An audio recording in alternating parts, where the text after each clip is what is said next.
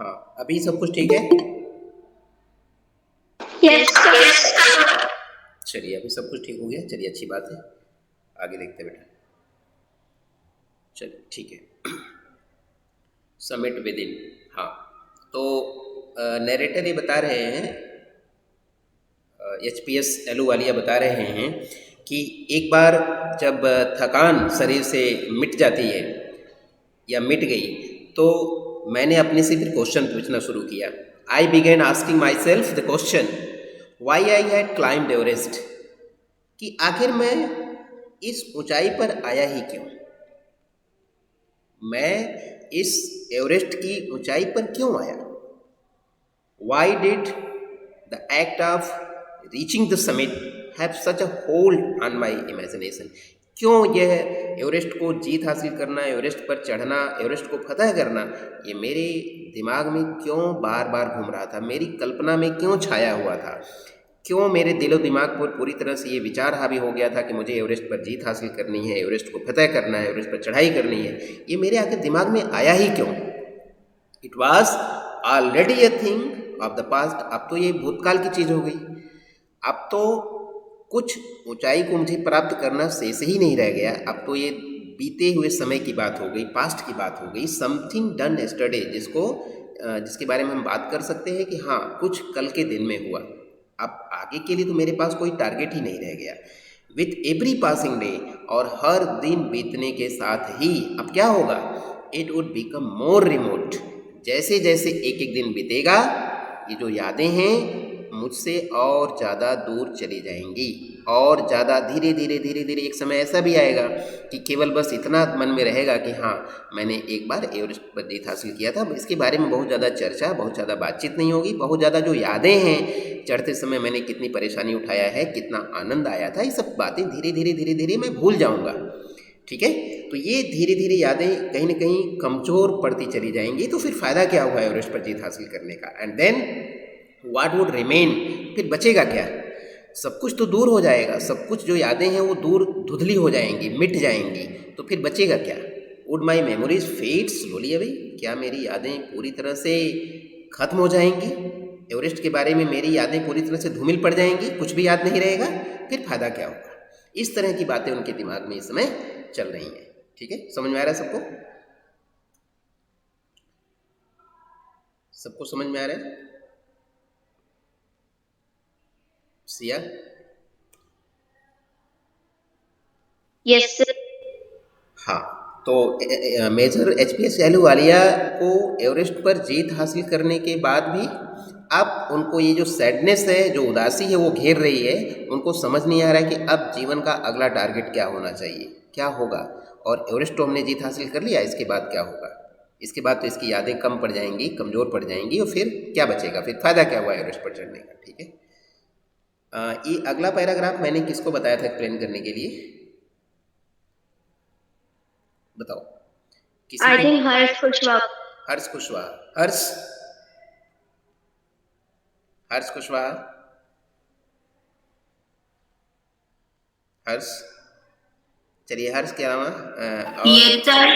हाँ बेटा, ये जो पैराग्राफ है मैंने आपको बोला था इसको पढ़ के आना, इसका मीनिंग हमें बताना।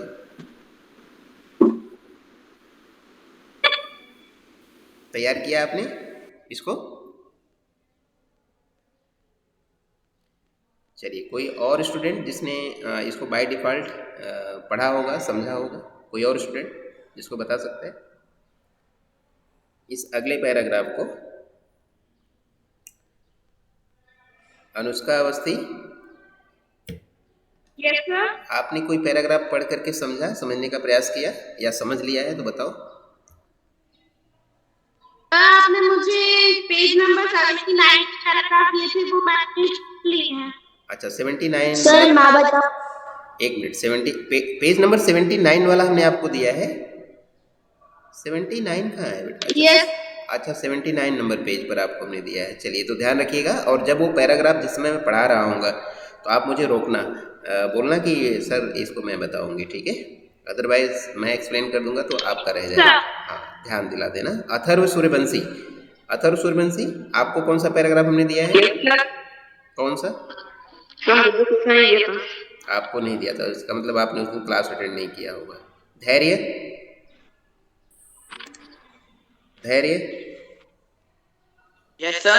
हाँ, आपको कौन सा पैराग्राफ दिया था मैंने एक्सप्लेन करने के लिए? अच्छा, ऐसा है, दिए वाला सर है। कल सर आपने मुझे दिया तो मैंने कर दिया। अच्छा, आपने कर दिया है, वेरी गुड। डॉली गौड को तो शायद हमने नहीं दिया है क्योंकि क्लास लगता है ज्वाइन नहीं किया था। हर्ष कुशवाहा को दिया था। हर्ष कुशवाहा, आप कर नहीं पा रहे हो कुछ? कलश को भी हमने कोई पैराग्राफ नहीं दिया था क्योंकि अभी कलश को अभी रीडिंग का थोड़ा सा अभी समस्या है, अभी रीडिंग प्रॉपर नहीं कर पाते हैं, तो समझना तो और थोड़ा दूर की बात है। सिया, आपको हमने कौन सा पैराग्राफ दिया था? Sir I have a more personal answer वाला और उसके बाद वाला। ओके ओके, चलिए अभी हम दूर हैं थोड़ा, तो जब मैं वहाँ पहुँचूंगा तो जरूर आप उसको रोकना और खुद से आप बताना क्या आप समझ कर। सर आपने वो ऑल दिस थॉट हर्ष कुशवाहा से पूछा था ना, उसके बाद वाला पैराग्राफ मेरे। अच्छा अच्छा, उसके बाद वाला आपका है। ओके ठीक है, मैं देखूंगा। और अभी देखिए, ये अदिति गौड़ है, क्या नाम है? मालती गौड़ का क्या नाम है? मालती गौड़ के नाम से जो बच्चा ज्वाइन करता है, क्या नाम है इसका? सर सत्यम। सत्यम गौड़। तो एकदम से मीटिंग छोड़ दिया उसने, है ना? अभी तुरंत छोड़ दिया मीटिंग। ओके, सौम्या, तुम्हें हमने कौन सा दिया था सौम्या, तुम बताओ कौन सा पैराग्राफ तुम्हें दिया है सौम्या? सौम्या, बहुत समस्या है, ये रिस्पॉन्स बहुत कम करती है, या तो उसका आवाज़ सुनाई नहीं पड़ रही होगी। एक सेकेंड, चलो फिलहाल हम आगे इसको बताते हैं, उससे बाद में बात करेंगे। चलिए ठीक है, देखते हैं इसको। हाँ, all these thoughts led me to question myself as to why people climb mount. अब इतने सारे क्वेश्चन जब मैं अपने आप से पूछ रहा था, तो ये क्वेश्चन जैसे मैं अपने से पूछ रहा था, इसी तरह से ये कन्वर्ट हो गया, इसका डायरेक्शन चेंज हो गया, और मैं ये सोचने लगा कि आखिर लोग फिर माउंटेन पर क्लाइंबिंग क्यों करते हैं, लोग क्यों एवरेस्ट पर चढ़ते हैं। अगर मेरे पास इसका कोई आंसर नहीं है तो मैं इसी प्रश्न को इस तरह से पूछ सकता हूँ कि लोग फिर माउंटेन पर चढ़ते क्यों हैं। It is not easy to answer the question. ये आसान नहीं है, इस प्रश्न का उत्तर देना आसान नहीं है कि लोग माउंटेन पर क्यों चढ़ते हैं। चलिए अब मैं आप लोगों से इसका आंसर जानना चाहता हूँ। वैसे आप कुछ बच्चों को ही मिल गया होगा इसका आंसर, बट ठीक है, फिर भी मैं पूछूंगा कि लोग एवरेस्ट पर क्यों चढ़ते हैं। चलिए पूछते हैं अनुष्का अवस्थी से। अनुष्का अवस्थी बेटा बताओ, लोग पर्वतों पर क्यों चढ़ते हैं, खास करके एवरेस्ट की अगर बात करते हैं तो एवरेस्ट पर लोग चढ़ाई क्यों करते हैं, बताओ अनुष्का। Yes sir. बोलो बेटा, एवरेस्ट पर लोग क्यों चढ़ाई करते हैं, क्यों उसके हाईएस्ट पॉइंट पर चढ़ना चाहते हैं, क्यों जाना चाहते हैं, बताओ। सर उसके लोग पीछे इसलिए जाना चाहते हैं कि उनके आगे जो हिस्ट्री होगी उनमें उनका नाम नोट किया जाए, और कुछ लोग इसलिए जाना चाहते हैं क्योंकि वो उनके लिए वो हॉबी होती है कि क्लाइंबिंग करनी है, इसलिए। अच्छा, क्लाइंबिंग करना कुछ लोगों की हॉबी होती है और कुछ लोग इतिहास में अपना नाम लिख जाए, इस उद्देश्य को पूरा करने के लिए जाते हैं। चलिए कुछ हद तक ठीक है, कुछ हद तक ये आंसर ठीक है। अभी आपको इसका परफेक्ट आंसर मिलेगा सब लोगों से पूछने के बाद। अथर्व, आप बताओ बेटा, क्या आंसर है आपका अथर्व? सर मेरे हिसाब से लोग वर्ल्ड रिकॉर्ड और ये करते हैं। ओके ओके ठीक है, वर्ल्ड रिकॉर्ड बनाना चाहते हैं ना, दुनिया में अपना नाम करना चाहते हैं। ठीक है, ये तो बात समझ में आ रही है। अभी तक आप सबके आंसर कहीं न कहीं प्रसिद्धि से जुड़े हुए हैं। प्रसिद्धि मतलब फेमस होने से जुड़े हैं, कि फेमस होते हैं लोग, है ना, उनका नाम ऊंचा होता है इसलिए। धैर्य मिश्रा, क्या कारण है इसका? जो सबसे सही कारण देखता हूँ कौन बच्चा बताता है। धैर्य बताओ। फिर क्या करना है? एवरेस्ट पर लोग चढ़ते हैं, ऐसा क्या कारण है जो कारण उनको ऐसा करने के लिए कॉम्पेल करता है, धक्का देता है, पुश करता है कि हाँ हम एवरेस्ट पर चढ़ेंगे। उसका पीछे मूल कारण क्या होता है, बता सकते हो? बताओ। Yes sir. सर एक मिनट।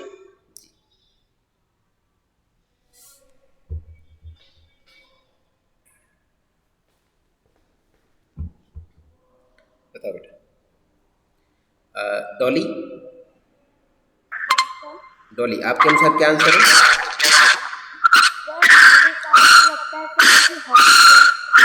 बहुत शोर हो रहा है बेटा, आप रहने दो, आप आंसर मत करो, आपके यहाँ से बहुत शोर आ रहा है।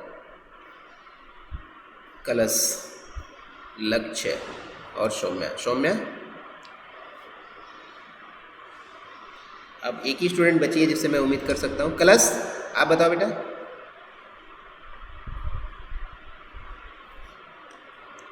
हर्ष कुशवाहा, हाँ कलश और हर्ष कुशवाहा। हाँ बताओ एवरेस्ट पर लोग क्यों चढ़ते हैं? पता नहीं। पता नहीं है, ठीक। चलो सिया, आप बताओ बेटा।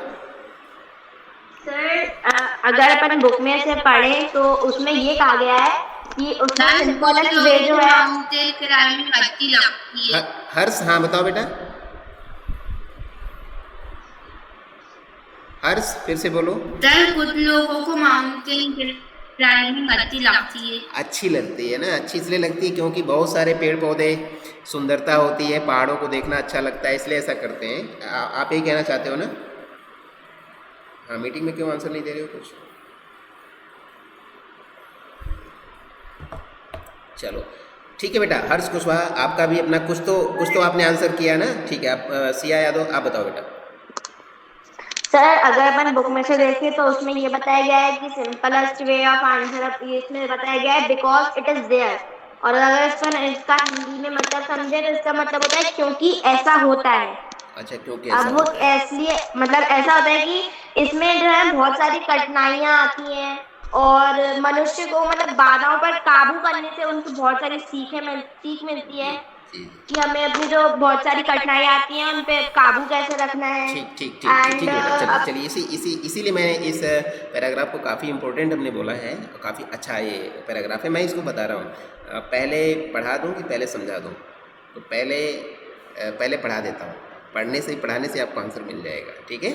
तो आसान तो नहीं है इस क्वेश्चन का आंसर देना, but the simplest answer would be as others have said, जैसा कि अन्य लोग कहते हैं। सबसे आसान तरीका है उत्तर देने का, जैसा कि और लोग कहते हैं, बिकॉज इट इज़ देयर, क्योंकि वो एक्सिस्ट करता है।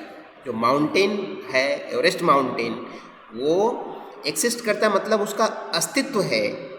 इट प्रेजेंट्स ग्रेट डिफ़िकल्टीज, और ये जो माउंट एवरेस्ट है ये कठिनाइयाँ पेश करता है, यानी हमें चैलेंज करता है, हमारे सामने एक चुनौती रखता है कि किसके अंदर इतना दम है, किसके अंदर इतनी हिम्मत है, किसकी इच्छा शक्ति इतनी मजबूत है जो इस ऊंचाई पर आ सकता है।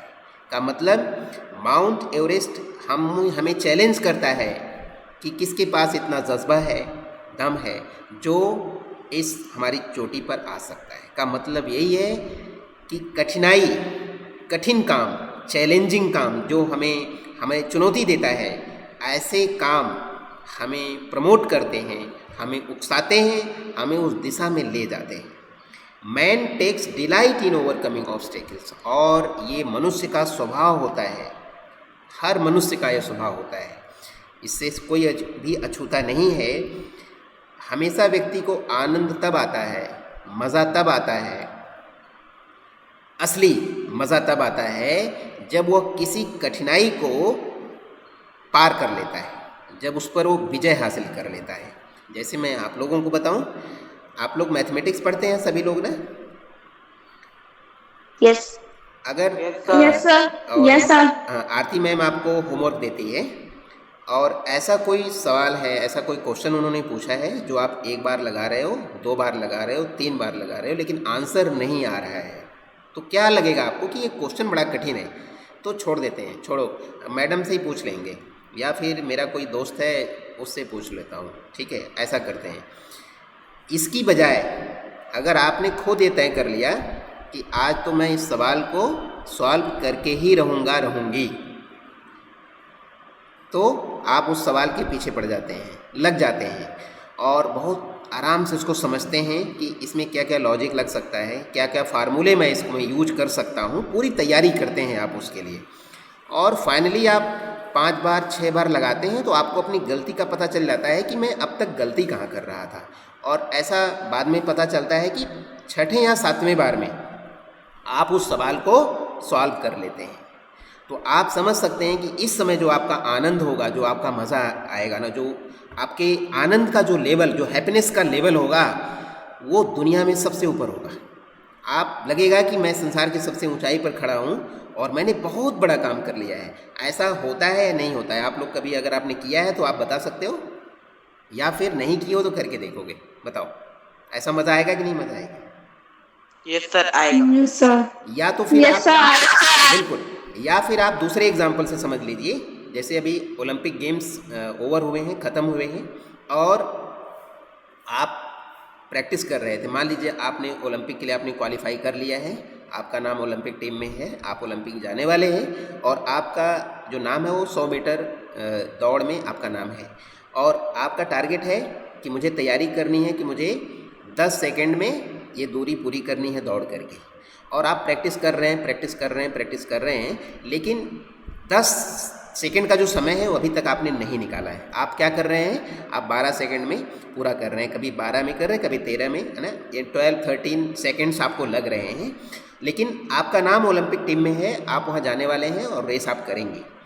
फाइनली अगर आप ओलंपिक में जाते हैं और वहाँ पर आप अपने को साबित करने के लिए जो आपका प्रयास है वो उच्चतम ग्रेड का आपने वहाँ पर प्रयास किया, और आप वहाँ पर वो 10 सेकेंड में जीत हासिल कर लेते हैं, 10 सेकेंड में दौड़ आप पूरी कर लेते हैं और आपको गोल्ड मेडल प्राप्त होता है।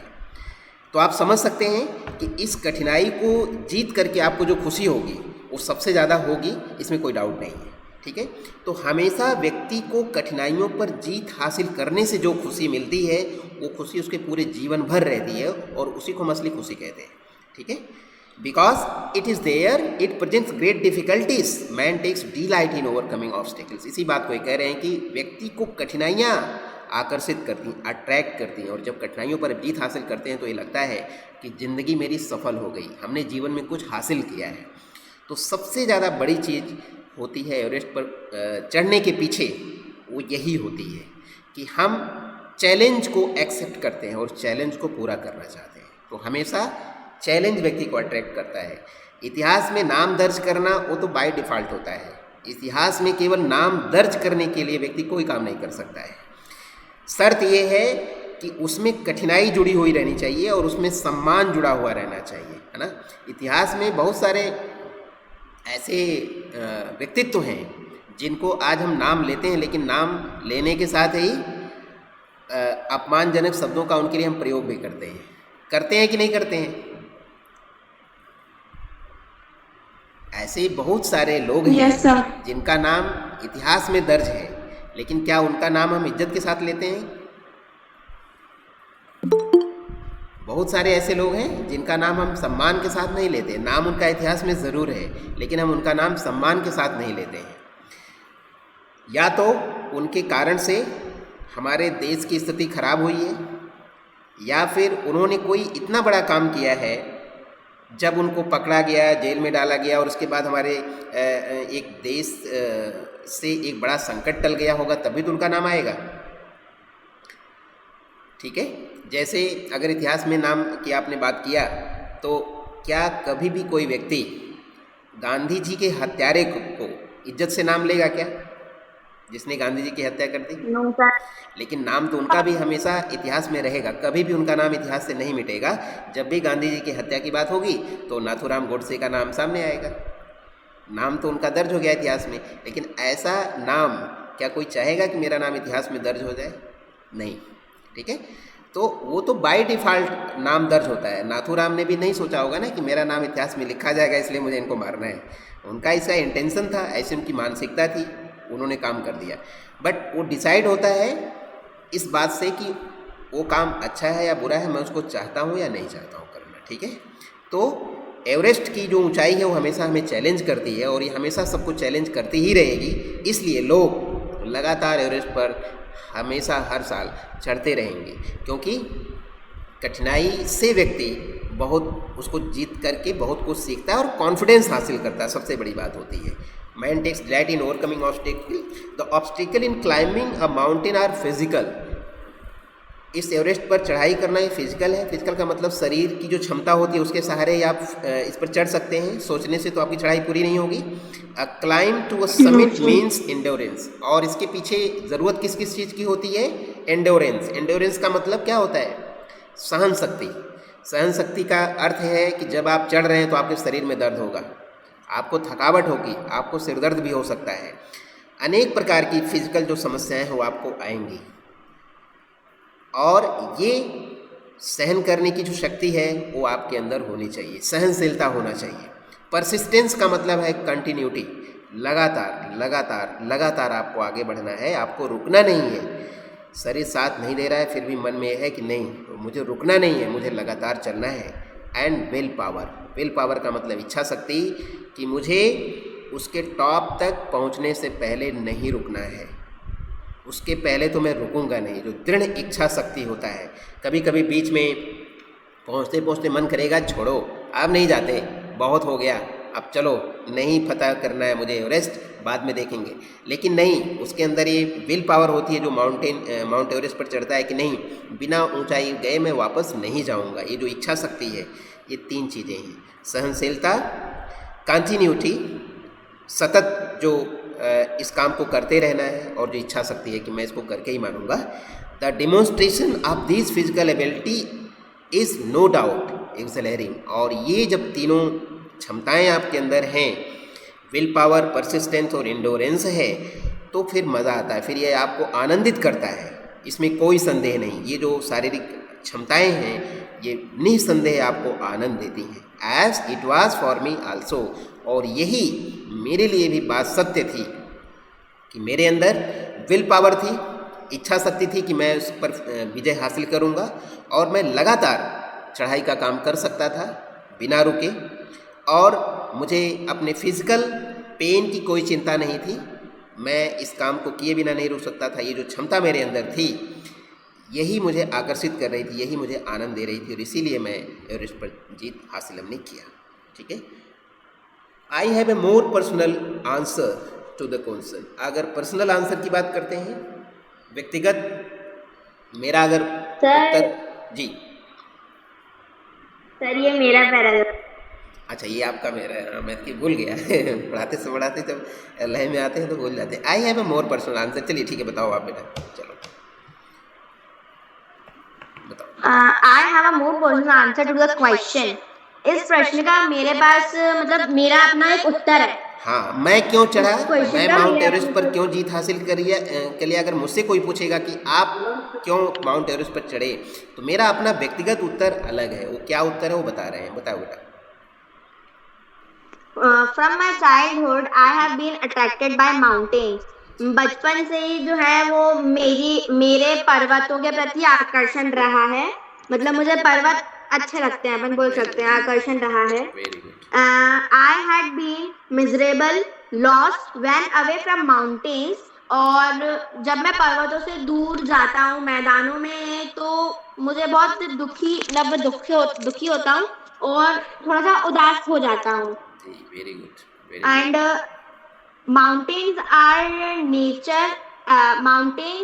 nature at its best। और पर्वत का जो मतलब प्रकृति होती है वो सबसे सुंदर होती है, सुंदर उसका रूप है। and their beauty and majesty pose a great challenge। और उसका जो सौंदर्य है और मैजेस्टी मतलब अपन बोल सकते हैं भव्यता, और वो एक बहुत बड़ी चुनौती जो है उसके सामने प्रस्तुत करता है। And like many, I believe that mountains are a means of communion with God। और अन्य कई लोगों की तरह मेरा भी ये विश्वास है कि पर्वत जो है वो भगवानों से निकट जो है बहुत ज़्यादा संबंध बनाने का साधन है उनके पास, कि वो भगवानों से अपना पर्वतों से अपना बोलते हैं कि साधन उसके पास उनके पास है। बहुत अच्छा, बहुत अच्छा, बहुत अच्छा आपने बताया। और इसमें थोड़ा बहुत जो सुधार करना है मैं कर देता हूँ, थोड़ा बहुत, ज़्यादा नहीं, ज़्यादा आपने बता ही दिया है। मैंने पहले लाइन का हमने बता ही दिया था कि मेरा अपना पर्सनल आंसर है। बचपन से ही मेरा पर्वतों के प्रति बड़ा आकर्षण रहा है। मैं पर्वतों को देख करके आकर्षित हो जाता हूँ, बहुत अच्छे लगते हैं, मज़ा आता है उनको देखने से। आई हैड बिन मिजरेबल, मैं बड़ा ही, मेरी हालत बड़ी मिजरेबल, बड़ी दयनीय हो जाती है। मैं खोया खोया सा रहता हूँ अगर मैं कभी पर्वतों से दूर चला जाता हूँ। मान लीजिए मेरा घर पंजाब में है, हिमाचल प्रदेश में है, और वहाँ पर चूँकि मेरे घर के आसपास लगातार मैं पर्वतों को देखता रहता हूँ, पूरा जीवन, मेरा पूरा बचपन वहाँ बीता।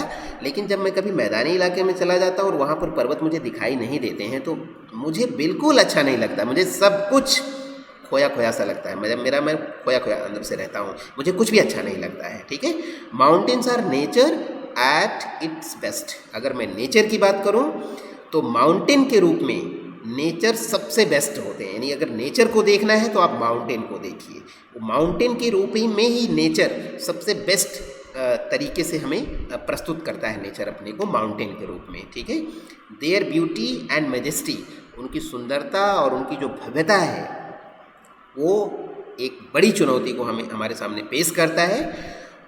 और इसी तरह से और बहुत सारे कारण हैं, एंड लाइक मेनी, और ऐसे ही और भी कारण हैं जिससे मैं एवरेस्ट पर चढ़ाई करने के लिए मैंने सोचा। I believe that mountains are a means of communion with God, और मेरा ऐसा विश्वास है कि जो पर्वत हैं वो भगवान से बात करने का सबसे बड़ा माध्यम है।